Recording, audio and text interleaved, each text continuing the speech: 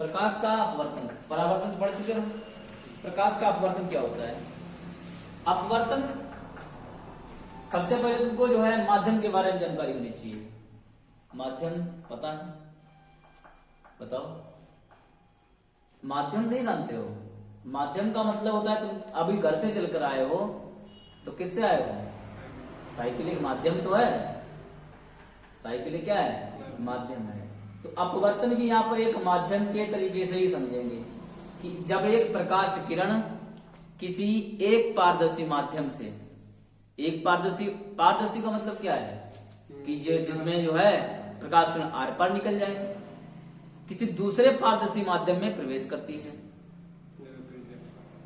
जैसे कोई कांच का गिलास या कांच का कोई तल बोल सकते हैं, या बोल सकते हैं कोई जल, तो वायु माध्यम, जल माध्यम, कांच माध्यम, यही तो तीन माध्यम है इसके। तो इसकी परिभाषा क्या लिखी जाएगी? जब कोई प्रकाश किरण, तो इसको जरा डायग्राम समझिए। हमने क्या किया है, इस तरीके से एक तल बनाया है जिसमें नीचे का माध्यम जो दिया है वो नीचे का माध्यम है कांच माध्यम मान लो, नीचे माध्यम कांच मान लो, जल मान लो, कोई एक मान सकते हो, ठीक है। कांच की जगह पे दूसरा एक जल मान सकते हो। तो ऊपर माध्यम वायु है, ऊपर माध्यम क्या है? वायु है। अब नीचे माध्यम क्या है? कांच। तो वायु माध्यम को एक नाम से और जाना जाता है, इसको कहते हैं विरल माध्यम, और इसको कहते हैं सघन माध्यम, ठीक है। इसको कहते हैं विरल माध्यम, इसको कहते हैं सघन माध्यम। तो इसमें तुम्हें प्रैक्टिकल ये करना है कि जब कोई आपतित प्रकाश की किरण, जब कोई आपतित प्रकाश की किरण किसी वायु माध्यम से किसी जल माध्यम में प्रवेश करती है, किसी वायु माध्यम से किसी जल माध्यम में प्रवेश करती है, तो अपने मार्ग से हट जाती है, यानी कह सकते हैं मार्ग से विचलित हो जाती है और अविलंब की ओर झुक जाती है। ये बीच में बनाया है, इसको क्या बोल दिया आपने? बीच में बनाया है, इसको बोल दिया है अविलंब, ठीक है। या इसको पानी, गिलास पानी भर ले और उसमें एक कोई कलम ऐसे डालो, ठीक है। कलम डालने पर क्या होगा कि जो कलम का हिस्सा नीचे का पानी में जो होगा वो अलग दिखाई देगा, और जो बाहर होगा वो अलग दिखाई देगा, यानी कि बीच से कटा हुआ दिखाई देगा, विचलित हुआ दिखाई देगा, ठीक है। प्रैक्टिस करके गिलास पानी लिया, गिलास है देखो यहाँ पर वो है, उसमें पानी भर के लिया। अभी देखो अभी प्रैक्टिकल हो रहा है। तो इसकी परिभाषा लिखते हैं, जब एक ले पानी, क्या गिलास, अरे ये क्या गिलास है? ये प्लास्टिक का नहीं दिख रहा ये, इसे पानी ले आओ। अभी तो आर पार दिख ही रहा है, इसमें प्लास्टिक का है, इसमें आर पार दिखेगा, इसमें भी दिख जाएगा, कांच में भी दिख जाता है, दोनों में दिख जाता है। कांच में अच्छा दिखता है, कांच में जो है माध्यम अच्छा दिखेगा, क्योंकि जो है उसमें कांच भी है और जल भी है, दोनों माध्यम है।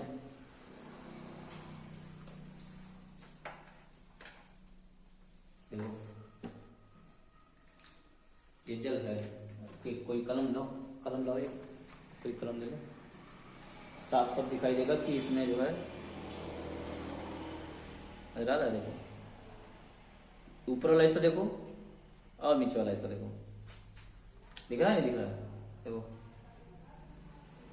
है, ये जो हिस्सा जल में जितना है वो ऊपर वाले हिस्से से हटा हुआ दिख रहा है। ये प्रकाश का अपवर्तन साक्षात दिखेगा, क्योंकि इसमें जो है कि अब ये कलम निकाल लो बाहर, बिल्कुल नहीं दिख रहा है। ये देखो इसमें ये हिस्सा कहां दिख रहा है? ये इस गिलास की दीवार की तरफ झुका हुआ दिख रहा है, यही इसका क्या बोला जाएगा? अविलंब बोला जाएगा, समझे? ये है तरीका इसका प्रकाश का अपवर्तन का। तो जब कोई प्रकाश किरण, जब कोई आपतित प्रकाश किरण, या बोल सकते हो जब कोई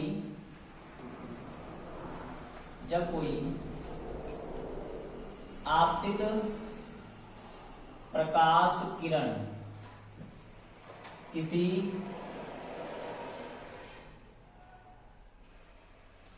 एक पारदर्शी माध्यम से दूसरे पारदर्शी माध्यम में प्रवेश करती है। दूसरे पारदर्शी माध्यम में प्रवेश करती है तो अपने मार्ग से विचलित होकर अभिलंब की ओर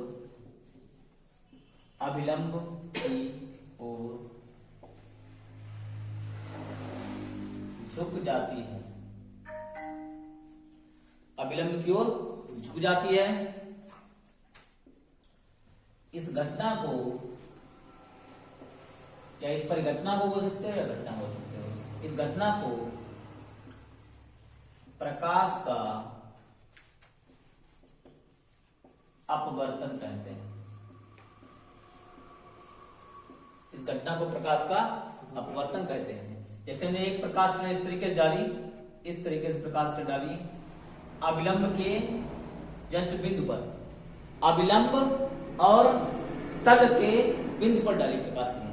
ठीक है, तो जाहिर सी बात है मेरे दिमाग में एक सवाल चल रहा है कि इसको जब ये किरण इस तरीके से पड़ी है तो इस तरीके से इसको ऐसे जाना चाहिए, ऐसे जाना चाहिए। यानी प्रकाश किरण को जो है इस तरीके से सीधा जाना चाहिए, लेकिन ये सीधा नहीं जाती है, ये अभिलंब की ओर यानी कि इस तरीके से यानी इधर के लिए क्या हो जाती है, झुक जाती है, अपना मार्ग बदल देती है और अभिलंब की ओर झुक जाती है। तो ये कोण इसका क्या था, आई, अब ये कोण इसका क्या हो जाएगा, आर। यानी कितना हटी है, बहुत कुछ हट गई है। जिस मार्ग से जाना चाहिए उस मार्ग से नहीं जा रही है, अभिलंब की ओर झुक जा रही है। इस घटना को क्या बोलते हैं, प्रकाश का अपवर्तन बोलते हैं। ठीक है,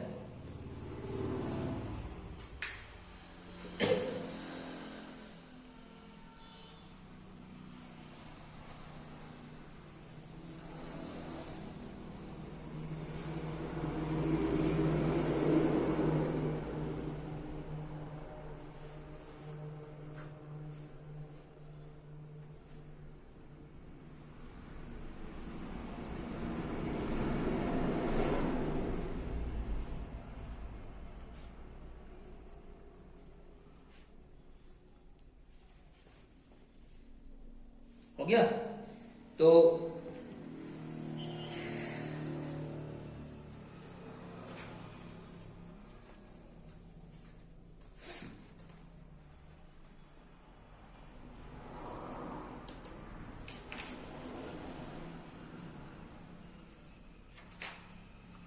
नोट हो गया। अब माध्यम तुम्हें माध्यम के बारे में बताना है, माध्यम। ठीक है, माध्यम। अब माध्यम जो है 3 बताए हमने। ठीक है, कौन कौन से बताए हैं, एक वायु माध्यम, एक जल माध्यम, एक वायु माध्यम, जल माध्यम और कांच माध्यम। ठीक है, तो वायु माध्यम किसमें आएगा, वायु माध्यम किसमें आएगा, विरल माध्यम में।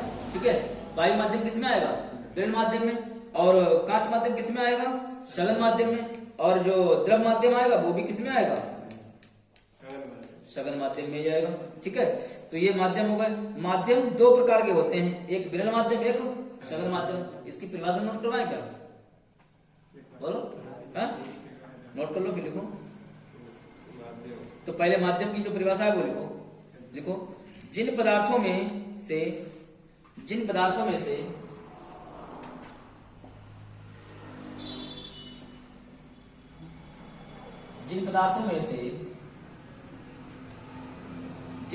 में से प्रकाश संचरित हो जाती है, जिन पदार्थों में से प्रकाश संचरित हो जाता है, प्रकाश संचरित हो जाता है, प्रकाश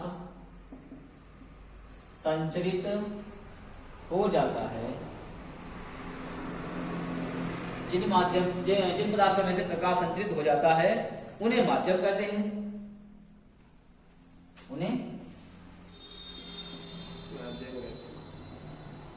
माध्यम कहते हैं। ठीक है, उन्हें क्या कहते हैं? माध्यम कहते हैं। यदि माध्यम के समस्त बिंदुओं पर, यदि माध्यम के समस्त बिंदुओं पर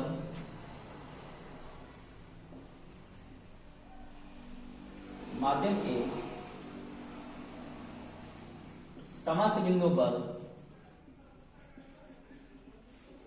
यदि माध्यम के समस्त बिंदुओं पर प्रकाशीय गुण समान होते हैं, प्रकाशीय गुण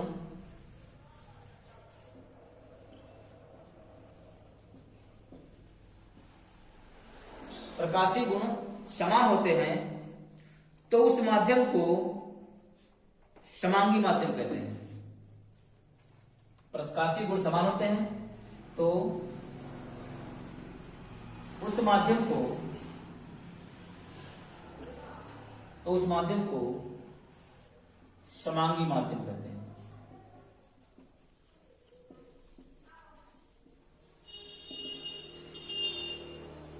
तो उस माध्यम को क्या कहते हैं? समांगी माध्यम कहते हैं। यानी कि जिसमें जो है प्रकाशीय गुण कैसा होना चाहिए? हर एक जगह पर कैसा होना चाहिए? समान होना चाहिए, यानी प्रकाश का आदान प्रदान आसानी से हो जाए। ठीक है, उस माध्यम को क्या कहते हैं? समांगी माध्यम कहते हैं। और माध्यम की बात बता चुके हैं, जिसमें जो है प्रकाश संचरित माने होता है निकल सके, चल सके। ठीक है, तो उसको क्या कहते हैं? माध्यम कहते हैं। माध्यम कितने प्रकार का बताया है? 2 प्रकार का होता है, एक सघन माध्यम, दूसरा विरल माध्यम। लिख लो माध्यम, इसे लिख लो। माध्यम 2 प्रकार के होते हैं, माध्यम 2 प्रकार के होते हैं, 2 प्रकार के होते हैं। नंबर 1 होता है विरल माध्यम,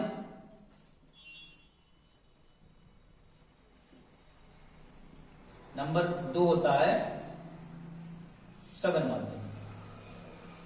नंबर 1 होता है विरल माध्यम, नंबर 2 होता है सघन माध्यम। ठीक है,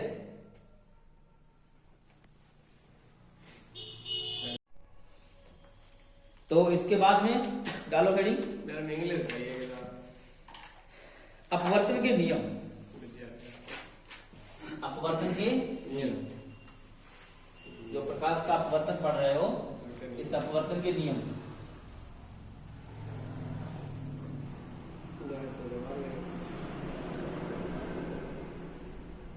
अपवर्तन के नियम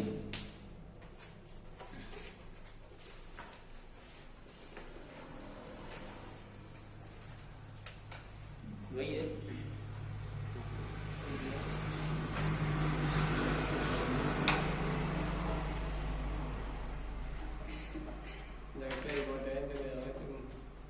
अपवर्तन के नियम लिखिए। अपवर्तन के नियम कितने होते हैं? अपवर्तन के 2 नियम होते हैं। लिख दें यहां पर, निम्नलिखित 2 नियम होते हैं। 2 नियम, निम्नलिखित 2 नियम होते हैं। नंबर 1, निम्नलिखित 2 नियम होते हैं। नंबर 1 क्या लिखोगे? जो प्रकाश के अपवर्तन के निम्नलिखित 2 नियम हैं, नंबर 1 में क्या लिखोगे? आपतित किरण और अभिलंब और अपवर्तित किरण, इन तीनों का तल जो है, तीनों का बिंदु कहां पर होता है? ऊपर ही होता है, एक ही जगह पर होता है।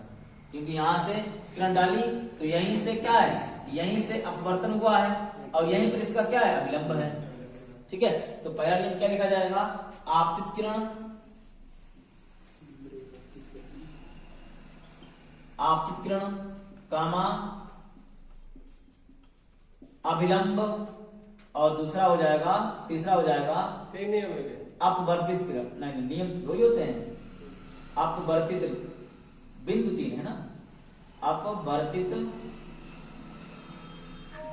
किरण। आपतित किरण, अभिलंब और अपवर्तित किरण तीनों एक ही तल में स्थित होते हैं। जो आपतित किरण होती है और अभिलंब होता है और अपवर्तित किरण होती है, इनका तल जो है या बोल सकते हैं बिंदु जो होता है वो एक ही होता है। ठीक है, नंबर 2 लिखेंगे इसका। नंबर 2 लिखेंगे। नंबर 2 क्या लिखेंगे?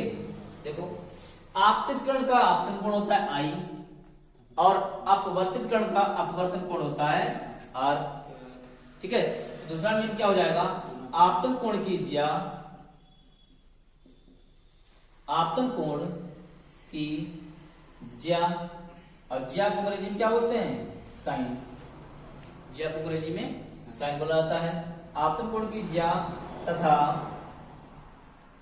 अपवर्तन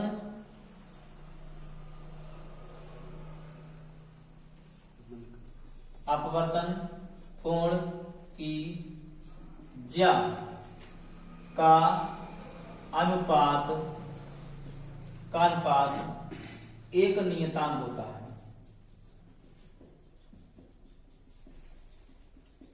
ये इसका जो है दूसरा नियम है। आपतन कोण की ज्या और अपवर्तन कोण की ज्या का अनुपात एक नियतांक होता है।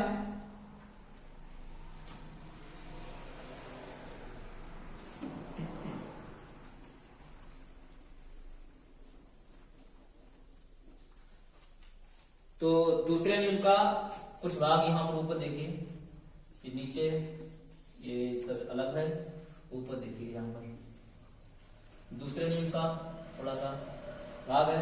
आपतन कोण की ज्या, आपतन कोण की ज्या का मतलब होता है साइन, और आपतन कोण कितना है? आई है। तो यहां पर क्या हो जाएगा? साइन आई। तो यहां पर पहले चार्ट लिख सकते हो, आपतन कोण बराबर आई है और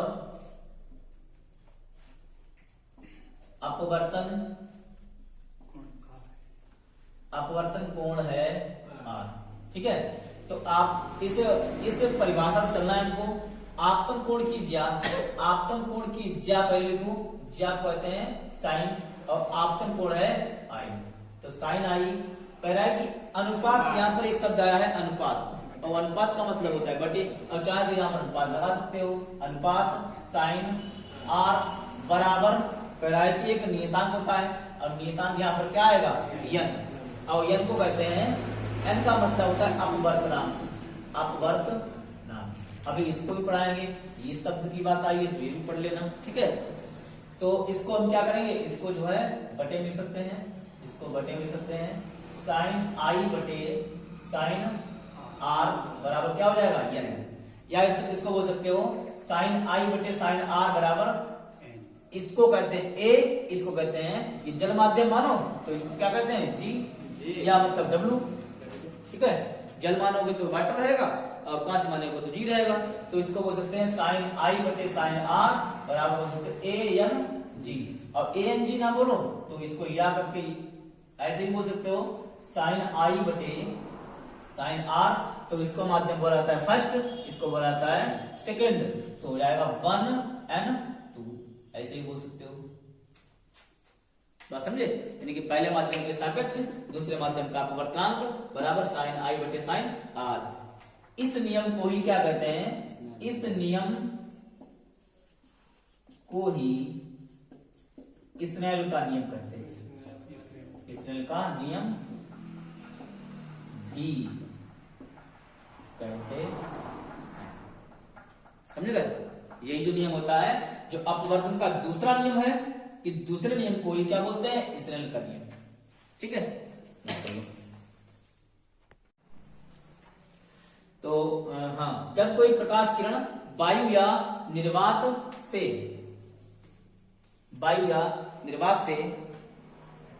किसी माध्यम में प्रवेश करती है,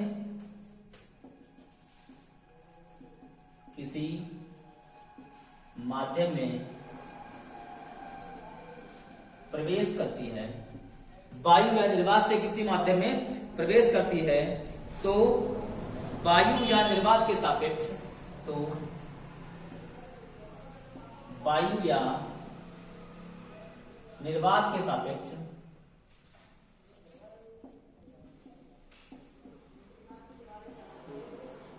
तो वायु या निर्वात के सापेक्ष उस माध्यम के अपवर्तनांक को, निर्वात के सापेक्ष उस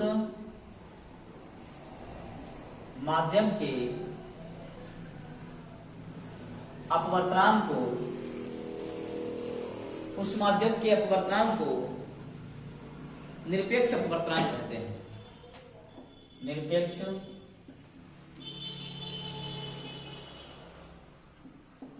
अपवर्तनांक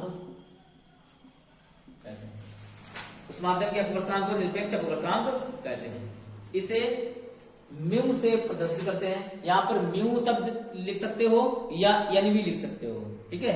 इसे क्या लिख सकते हो, इसे म्यू या एन से प्रदर्शित करते हैं, ठीक है।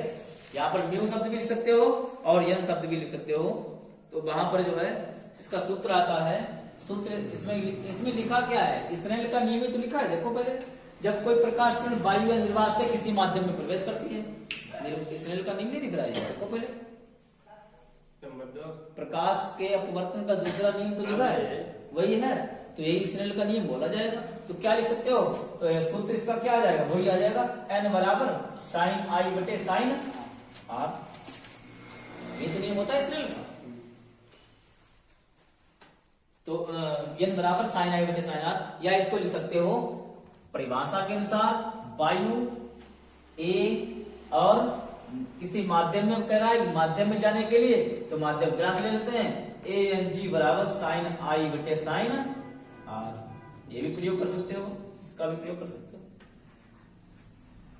ए एन जी बराबर साइन आई बटे साइन आर। हो गया। अब इसकी कुछ बात जो है प्रकाश की चाल में लिख सकते हो इसको। इससे एक सूत्र निकल के आएगा, प्रकाश की चाल के पदों में, प्रकाश की चाल के पदों में इसकी एक परिभाषा लिखो। बोले देखो, वायु या निर्वात में प्रकाश की चाल, लिखते बोर्ड पे, वायु या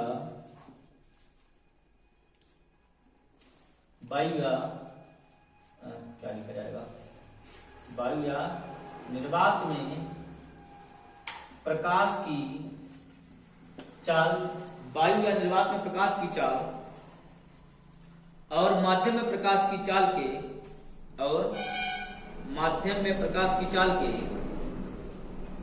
और माध्यम में प्रकाश की चाल के अनुपात को, माध्यम में प्रकाश की चाल के अनुपात को उस माध्यम का निरपेक्ष अपवर्तनांक कहते हैं। है तो एक ही चीज, लेकिन ये चाल के पदों में है, उस माध्यम का निरपेक्ष अपवर्तनांक, उस माध्यम का निरपेक्ष अपवर्तनांक कहते हैं। तो इसका क्या हो जाएगा, सूत्र इसका क्या बन जाएगा, इसका सूत्र बन जाएगा, यहां पर इसका सूत्र बना देते हैं,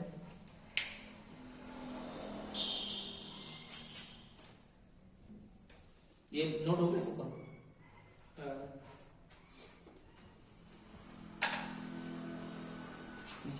सी बराबर नहीं, अपवर्तनांक पूछ रहा है, एन बराबर सी अपान बी, एन बराबर सी अपान बी।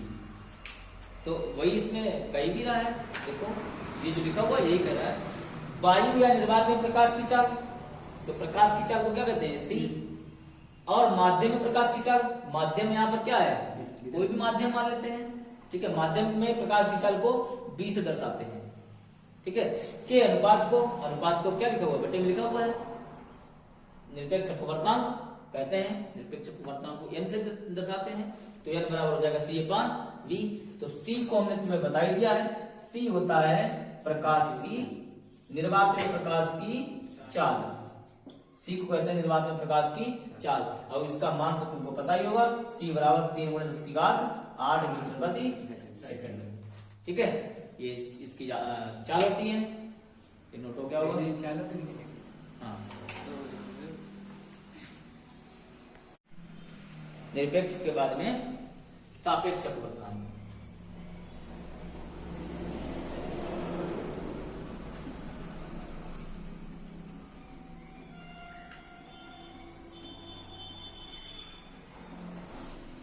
पढ़ गई? लिखिए, सापेक्ष अपवर्तनांक में लिखिए, जब कोई प्रकाश किरण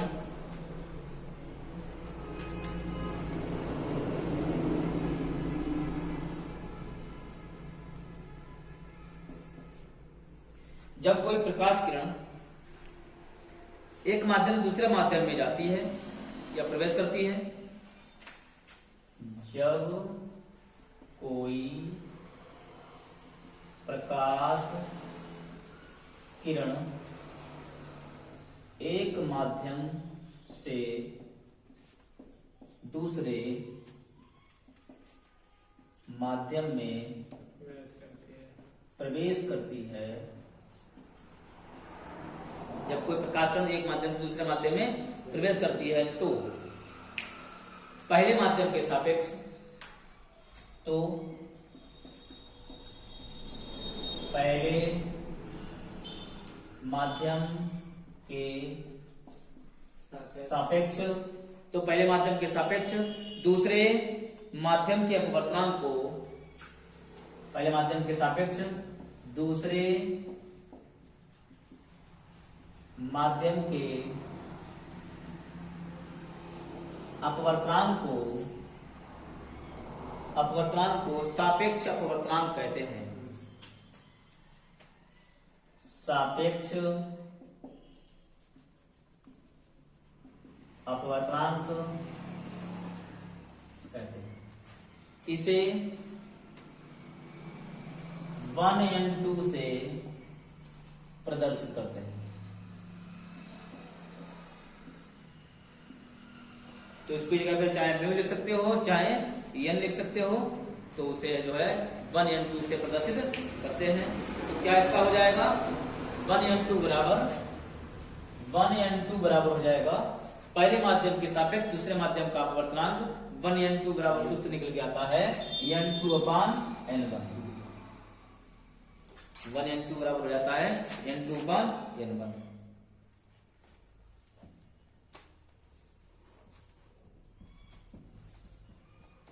हो गया? तो इसको अगर चाहो तो वैसे भी लिख सकते हो, माध्यम में, जैसे माध्यम हमने ले लिया पानी और कांच, लिखो इसको ऐसे लिख सकते हो WNG। W मतलब पानी से जल में, जल से कांच, जल से कांच में प्रवेश करती है, तब जल से कांच में प्रवेश करती है, इसकी जो n2/n बनाया तो क्या हो जाएगा Ng/Nw। ऐसे भी प्रयोग कर सकते हो।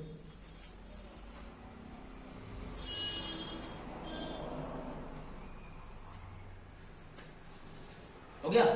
अब डालो हेडिंग इसमें, इसी का पार्ट है प्रकाश के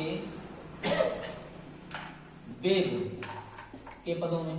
अगर वेग दिया हो तब क्या इसकी परिभाषा आएगी, प्रकाश के वेग के पदों में। लिखिए, प्रकाश के वेग के पदों में लिखिए, पहले माध्यम में प्रकाश की चाल, पहले माध्यम में प्रकाश की चाल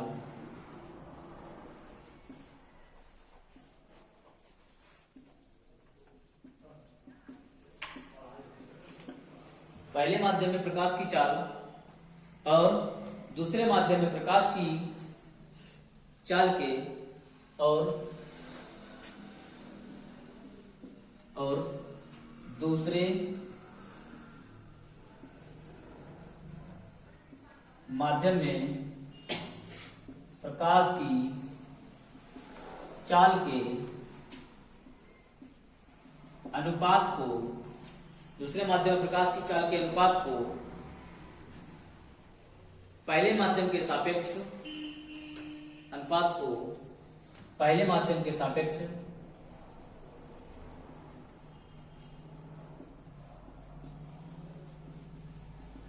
पहले माध्यम के सापेक्ष दूसरे माध्यम का सापेक्ष अपवर्तनांक कहते हैं। दूसरे माध्यम का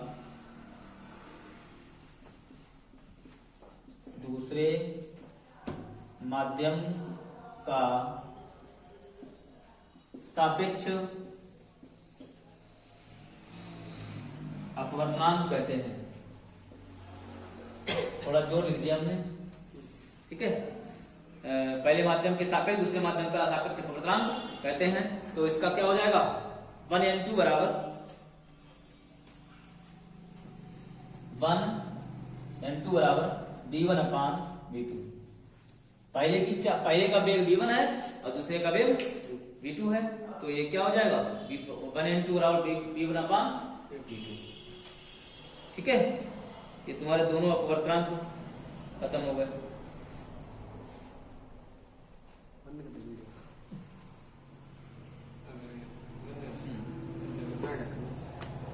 ये बंद कर दिया, हाँ शांत रहो। तो हाँ, ये बात तुमको समझ में आई कि नहीं आई? यहाँ पर एक शब्द का प्रयोग कर दें, मार्कर कहाँ चला गया, कि जब कोई प्रकाश किरण एक माध्यम से दूसरे माध्यम में प्रवेश करती है, ये जो इसमें लिखा हुआ है, जब कोई प्रकाश किरण एक माध्यम से दूसरे माध्यम में प्रवेश करती है,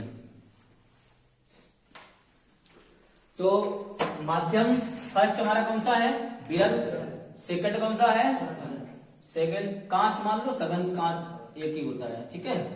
तो क्या कह रहा है इसमें, उसके मार्ग को उलट देने पर, यहाँ पर मार्ग उलटना काहे से है, मार्ग को उलटना काहे से है, दर्पण द्वारा।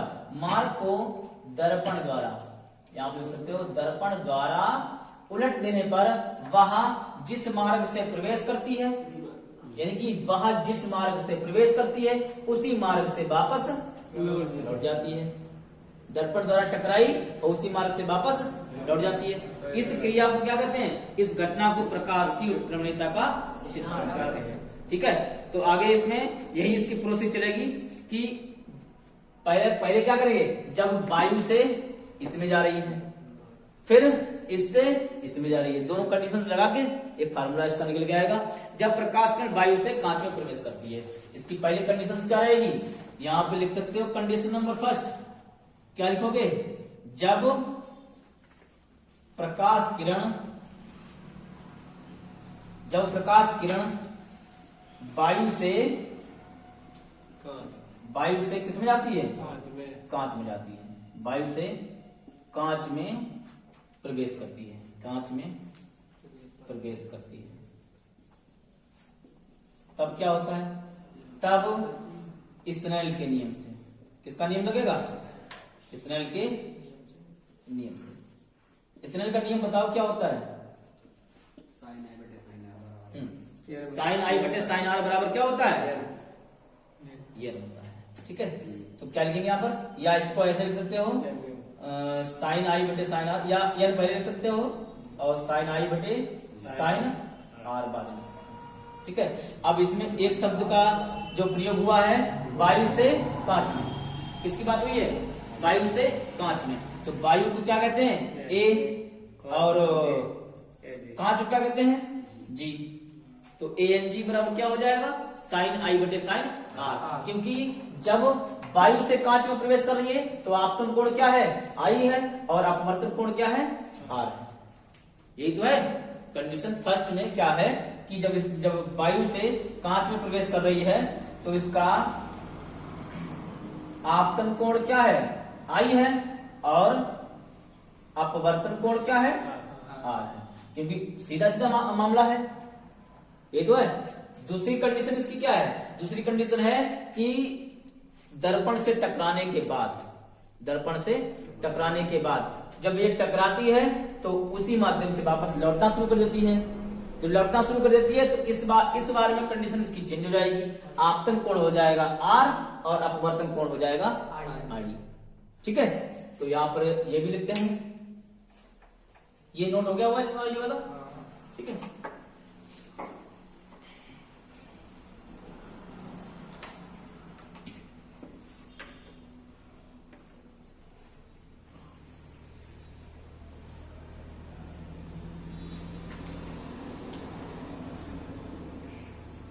ऊपर देखिए, यहां पर ऊपर कंडीशन सेकंड में क्या है? कंडीशन सेकंड में है जब प्रकाश किरण कांच से, चलो वही स्टार्ट हो जाएगा। समीकरण 1 और 2 की अब क्या करते हैं? गुणा कर देते हैं।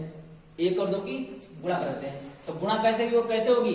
लेफ्ट की लेफ्ट में गुणा होती है और राइट की राइट में गुणा होती है। ठीक है, तो लेफ्ट में क्या है? लेफ्ट में है ANG गुणे क्या हो जाएगा? GNA। ANG गुणे GNA बराबर राइट में क्या है?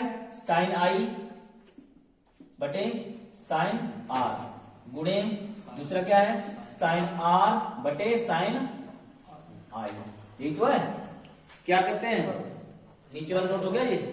हाँ नीचे वाली